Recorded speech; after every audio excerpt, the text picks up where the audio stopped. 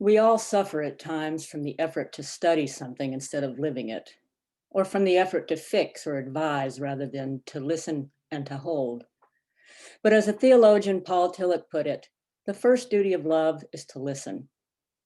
When I think of the times I have truly listened in my life, to the sea's endless lapping, to the sighs of my grandmother when she thought no one was near, to the pains of others that I have caused, it is receiving these simple truths that has made me a better man.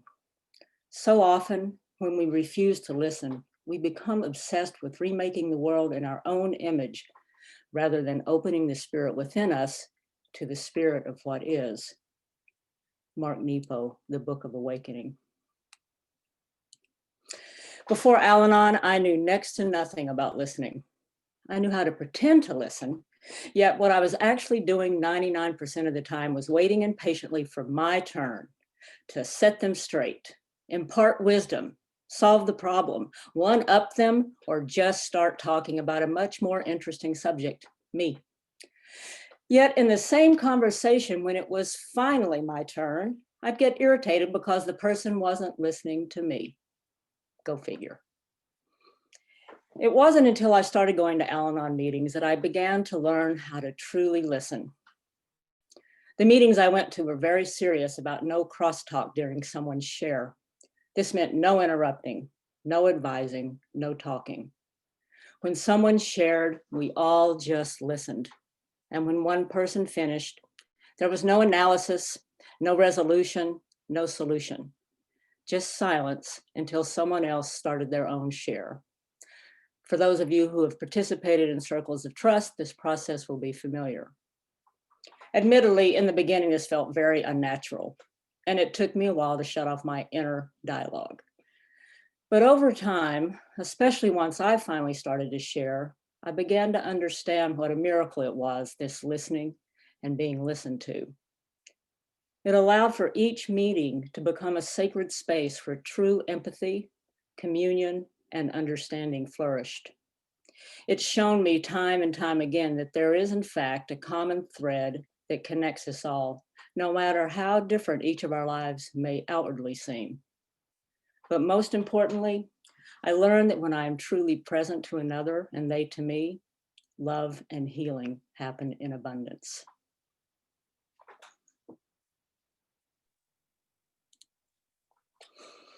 I want to thank both Ash and Marilyn for sharing a bit of their journeys with us this morning. I have one more reading I'd like to share with you before a bit of my own reflection. It's by John Fox, When Someone Deeply Listens to You. When someone deeply listens to you, it is like holding out a dented cup you've had since childhood and watching it fill up with cold, fresh water. When it balances on top of the brim, you are understood. When it overflows and touches your skin, you are loved. When someone deeply listens to you, the room where you stay starts a new life, and the place where you wrote your first poem begins to glow in your mind's eye. It is as if gold has been discovered. When someone deeply listens to you, your bare feet are on the earth, and a beloved land that seemed distant is now at home in you.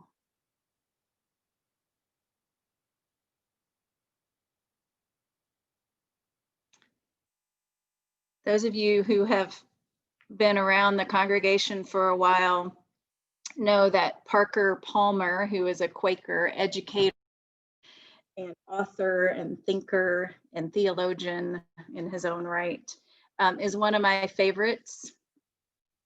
And I want to share with you a quote about a story from his own life he tells in his book, A Hidden Wholeness.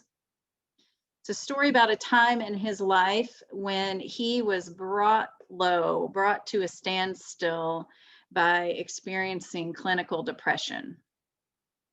He writes this: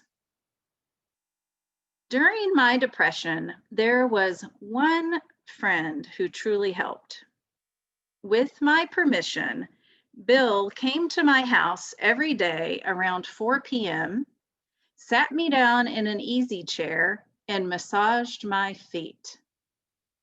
He rarely said a word, but somehow he found the one place in my body where I could feel a sense of connection with another person, relieving my awful sense of isolation while bearing silent witness to my condition. By offering me this quiet companionship for a couple of months, day in and day out, Bill helped save my life. Unafraid to accompany me in my suffering, he made me less afraid of myself. He was present, simply and fully present, in the same way one needs to be at the bedside of a dying person." End quote.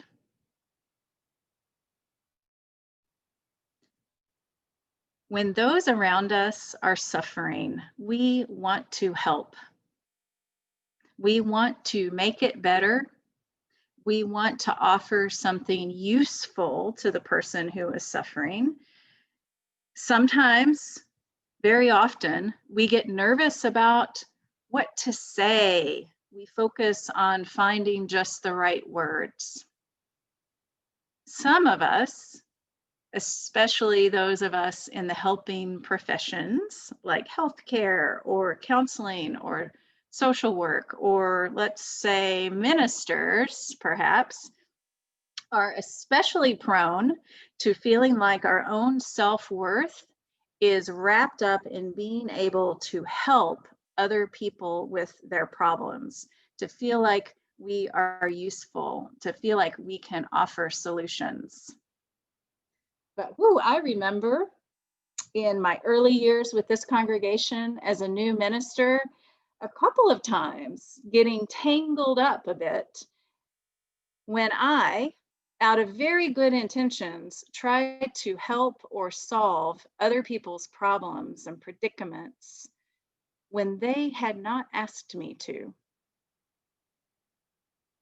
The wisdom that is present in the story that Marilyn shared and the experiences that Ash shared and the story from Parker Palmer's depression, the wisdom that is present in all of those stories is that simply being present and open and listening and loving human being can sometimes be the best medicine, even if it feels like we aren't doing much at all.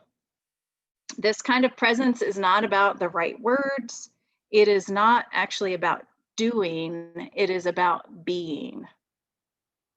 Our own circles of trust, our small group ministries that meet once a month that Ash referenced, they are built on a model developed by Parker Palmer, and they share a lot in common with what Ash described about Al-Anon meetings.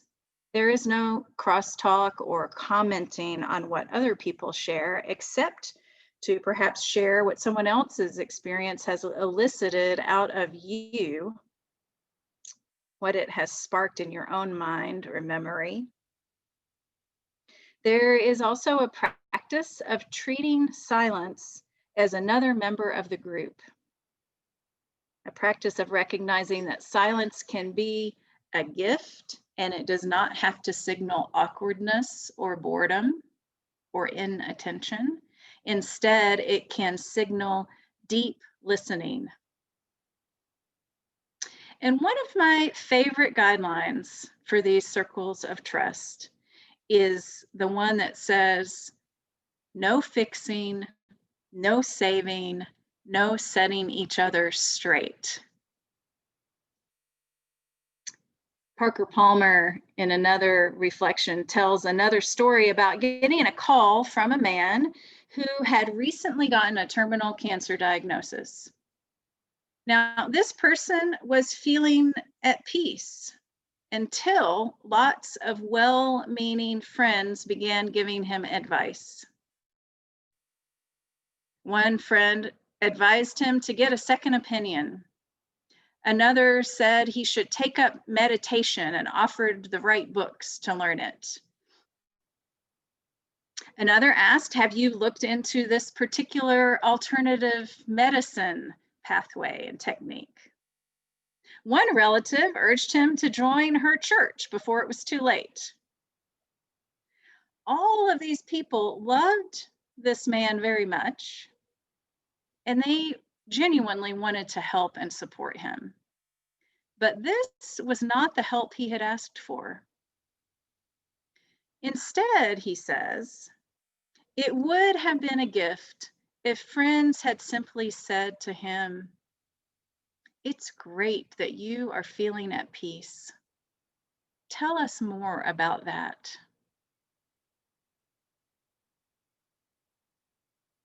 Parker Palmer writes, here's the deal. The human soul doesn't want to be advised or fixed or saved. It simply wants to be witnessed, to be seen, heard, and companioned exactly as it is. When we make that kind of deep bow to the soul of a suffering person, our respect reinforces the soul's healing resources, the only resources that can help the sufferer make it through. You know, one of the great gifts I have experienced over and over in this congregation is its warm and connecting spirit of love. People really, truly want to take care of one another. And I think that many of us are experiencing a bit of suffering right now because we aren't always sure how to do that in this time. Sometimes the best way we care for one another is by shutting up and asking a question. By simply letting others know we are there and we aren't going anywhere. By asking what the other person wants and needs. By sitting in silence with another person long enough until they are able to hear within themselves and know what it is they want and need.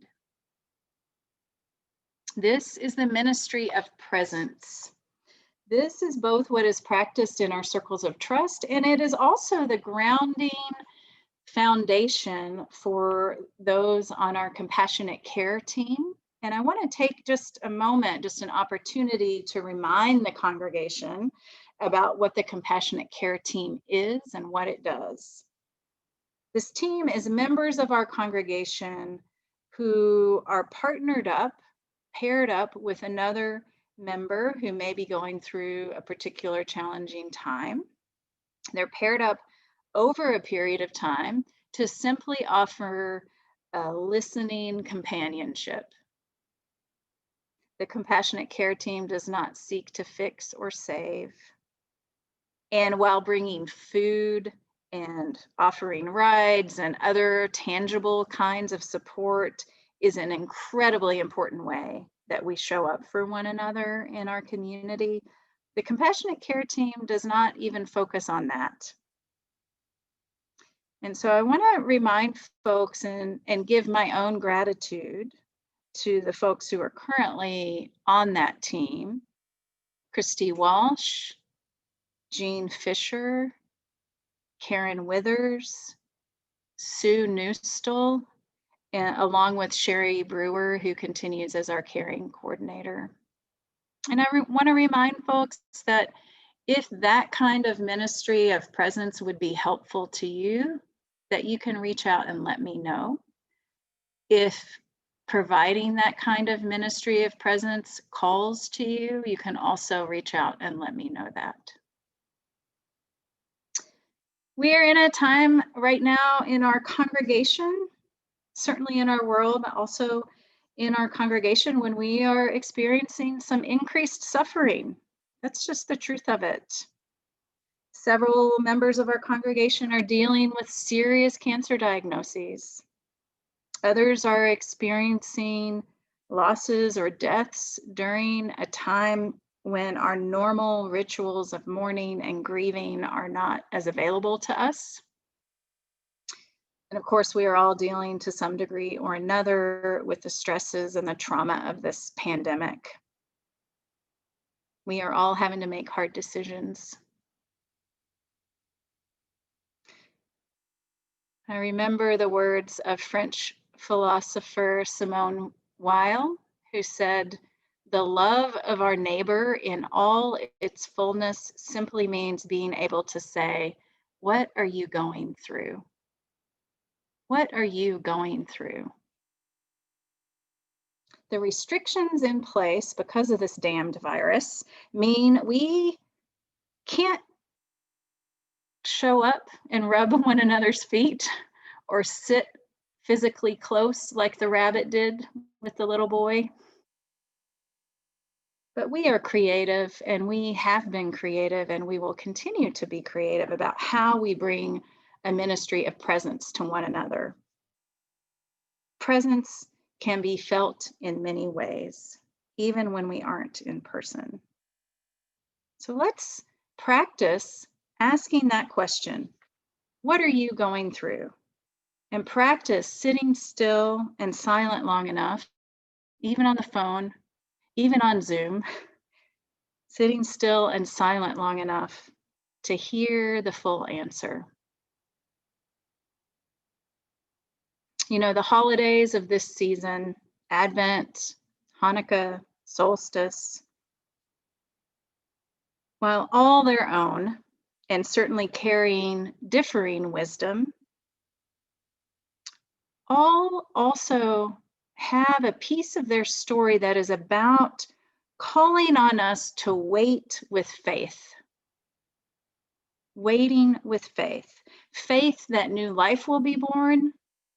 Faith that the resources we have can last as we share them with one another. Faith that the light will return. The lessons of this season of short days, this season of decreased activity, this season of suffering in our lives, is that we can have that same kind of waiting faith in each other, knowing that if we keep showing up, offering ourselves as lamps in the dark, we are trusting one another. We are offering space for others to be at home in themselves. In a world that tries to fix and save, in a world that offers something that could be bought for just about any problem you can imagine, we can embody a different way with free, loving presence and listening. We can be the miracle makers, which simply means offering space for others. We bring ourselves as gifts to one another, and for that, let us all be incredibly grateful. May it be so. Amen.